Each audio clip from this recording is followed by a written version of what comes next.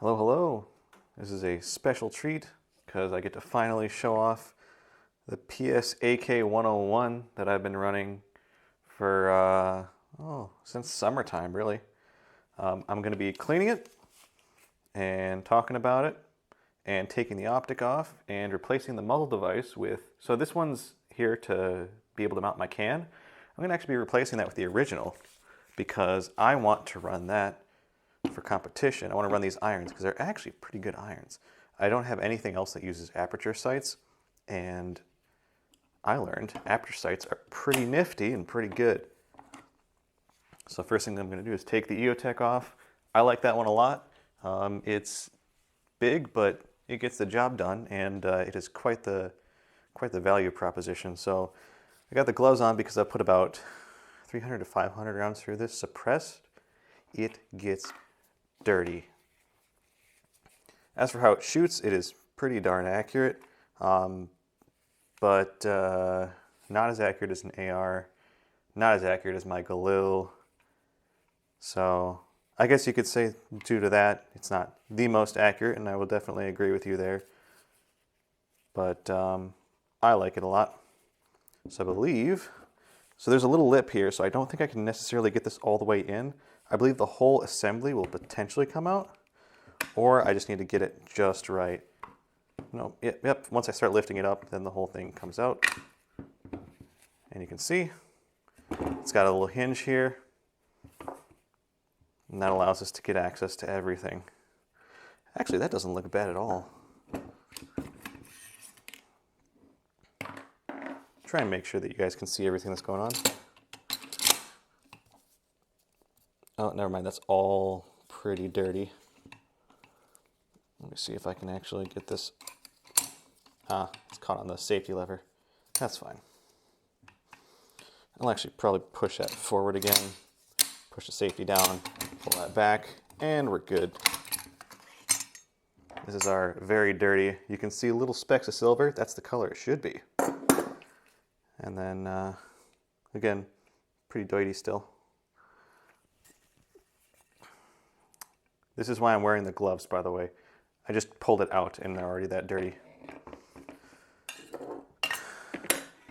So, trigger on this thing is amazing. It's an ALG trigger. It's as good as you expect ALG triggers to be. Fantastic and very fun and very fast. When double tapping, there have been times in which the double taps almost like touched each other. So that's quite good.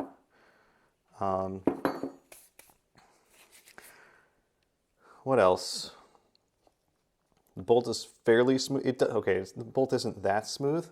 It does have a little bit of like a catch, but I think that's sort of intended and not that big of a deal. So it's not going to be buttery smooth or anything, but I think part of that might just be break-in. Super dirty boy. But I like this gun. This is like my favorite AK. I got it for $1,000 on PSA's website. They had the whole, and this came with the rail. Did not come with the replacement muzzle device. It came with the stock that it currently has. You can see it's got 5.56 markings so that you don't accidentally put like, I don't know, a 5.45 or something like that. Not that it would necessarily ruin your day, but it wouldn't be excellent. I'm going to try and get this done somewhat quickly because I'm watching the Dota 2 International, as well as I have a work obligation at the top of the hour. But we'll get this cleaned off well enough. I'm going to be taking this out to 3-gun tomorrow to run it with irons just for shits and giggles, because this is the last 3-gun competition of the year. That seems good enough.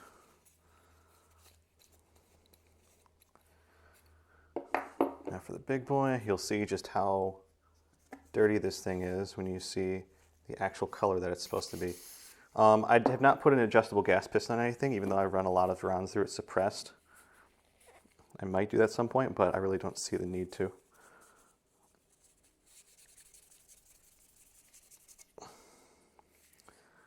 Yep, you can see we're starting to get through it. I don't have like the toothbrushes or whatever you typically would see, so I'm not going to get the finest possible cleaning here. But it's an AK. I don't need it to be pristine. I need it to be good enough. I need it to be cleaner, not brand new. So that'll be good enough for me. Yeah, I've run this in competition. It has given me some good times, but on the particular course that I run, it is kind of punishing because there are some longer range shots at 200 that don't aim at particularly large targets. And that costs me time, costs me rounds, because I miss a good bit. It could be an issue of just me being a bad shot. That is very possible. Long rifle is my weakest part of the course by far, but it's also because it's the hardest thing to practice, because you can't exactly easily practice shooting off of a barricade, because you have to kind of go out into the boonies or onto public land or somewhere where they'll let you do that. There aren't many places where they'll let you do that, and so you're kind of screwed there. Kind of strange how it's not like uniform metal coloration here, but that's sort of what you get when you buy PSA, really, right? You're not expecting the most incredible. So I think that's mostly crud, right? Just really hard to get off. I'll have to get something more aggressive probably at some point if I want to do a proper deep cleaning. But for now, this is just, again, sorry for the bump, a lighter cleaning before competition. As for what else is going on, or rather other things about this, it is kind of long because I would have liked, as a lot of people would have, to run a suppressed gun with a can if the barrel is like 13, 14 inches, probably shorter.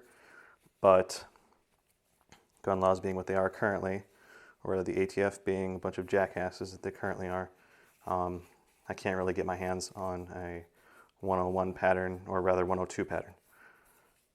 Shorty barreled 101 pattern. I would love that, but it's fine. Well, it's not fine, but we have to put up with it. Okay. We'll just get in that chamber a little bit too.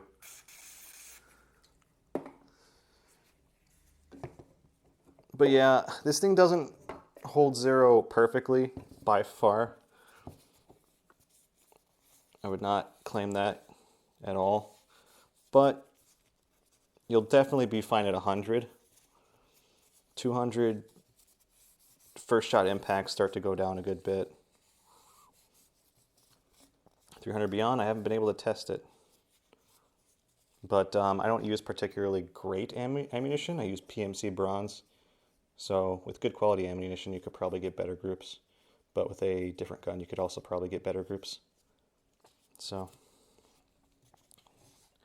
take that for what it is. Here's your ejector shark fin. This is your chamber that you would test for headspace. Your hammer's right here for those that aren't aware. Oh, I don't even have it in screen. Sorry about that. I don't have very good screen coverage, I guess you could say. Okay. We'll run the snake through it a couple times. But before I do that, actually, I'm just going to wrench this. There, I'm going to literally wrench this muzzle device off. Hopefully it won't be too hard. So this is right-handed. So doing it like this might get her loose. Right-handed threads, so probably want to go left-handed.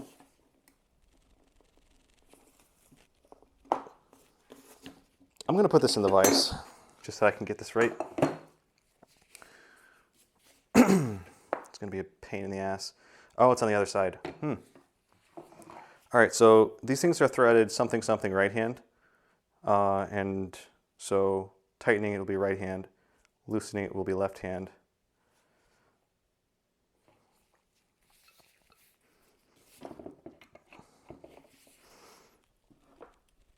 There she goes. That's pretty easy. And it stayed on very well. I think these are Griffin armament muzzle devices, muzzle adapters.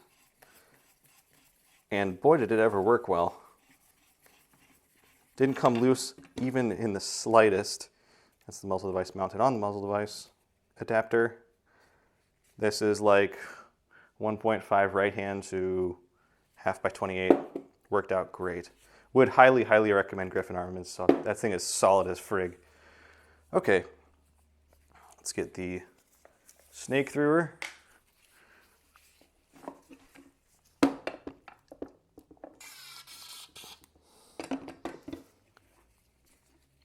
I realize that I don't probably clean things in the correct way, but I clean them sometimes. There's your little love tap. Get this all the way through. It is a proper 60-inch barrel, so it takes a bit to feed it all the way down. Come on.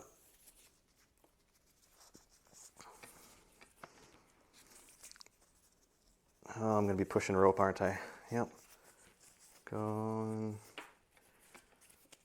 Should be emerging out the other side soon. Wow, it is doing its best to not. There it goes. All right, we're out the other side. Get from this angle. There we go. We'll do it one more time. Call that good.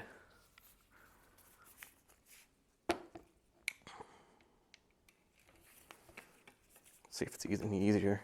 Looks like no. Well, no, that's noticeably easier. Okay, cool. So we're getting crap out of there.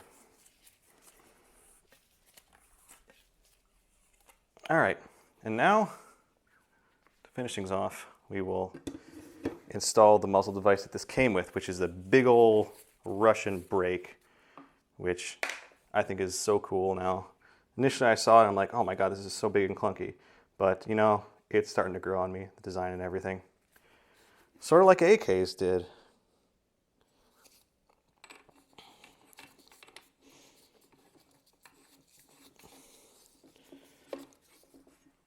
Let me move this so it's a little easier to see.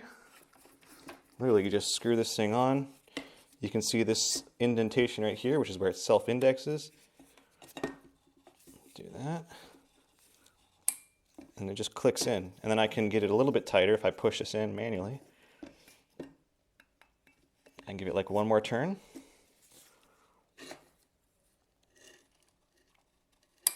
There you go.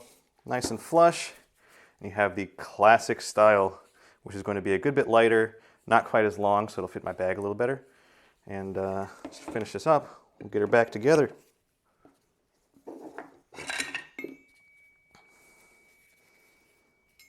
This stem sometimes confuses me.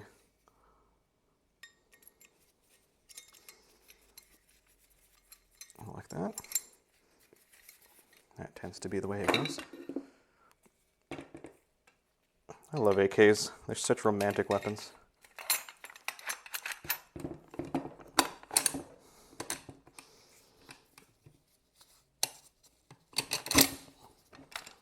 And we're in battery.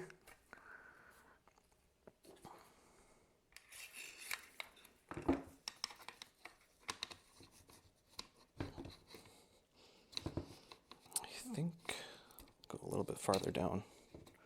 There we go. That looks correct. I'll push this down.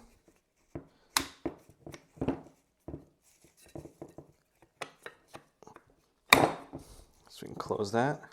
And I believe racking this Nope, that didn't do it. No, just slapping it hard worked. Okay. All right, functions check. Yep, that's fine.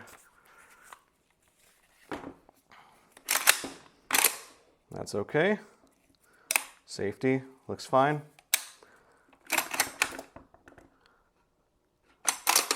You can see how there's just a little bit of, like, it catches a little bit, but you should be working these things with authority anyways. Trigger functions check. You set? Yep, we're good. There she is. Thanks for hanging out.